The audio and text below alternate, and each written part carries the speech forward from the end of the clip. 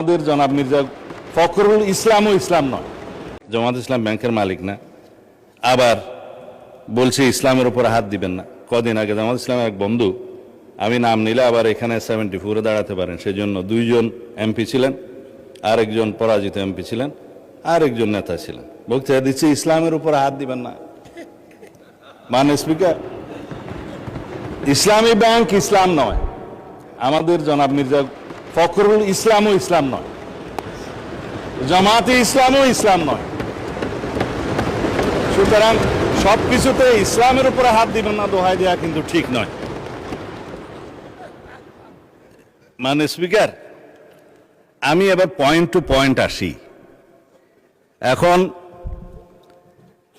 একবার যে ব্যাংক আজান দিয়ে তকবীরে লিল্লাহ দিয়ে দখল করা হলো, সেই ব্যাংকের দখলটা বেদখল হয়ে যাবে, এই যাতনা তো আমরা বুঝি। মানে স্পিকার, সুতরাং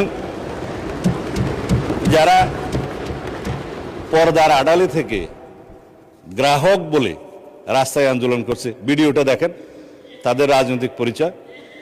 আমাদের মধ্যে অনেকে তো গ্রাহক আছে, গ্রাহককে বলে দেওয়া হচ্ছে বলেন বলেন আপনার অ্যাকাউন্ট আছে, বলে যে আচ্ছা ঠিক আছে, কত, কয় 2-3 লাখ টাকা আছে, পিছন থেকে খোঁচা দিয়ে বলছে বলেন 7-8 লাখ টাকা আছে বলেছে। এটা রেকর্ড ভিডিও। তারা গ্রাহক হচ্ছে সেই রকম গ্রাহক। তা এখন পর্দার আড়াল থেকে নেমে পড়েছেন, এটা ভালো। বেপর্দা হওয়া, বেনাকাব হওয়া কোনো কোনো ক্ষেত্রে খারাপ, তবে এই ক্ষেত্রে ভালো হয়েছে যে মানুষ জানতে পেরেছে।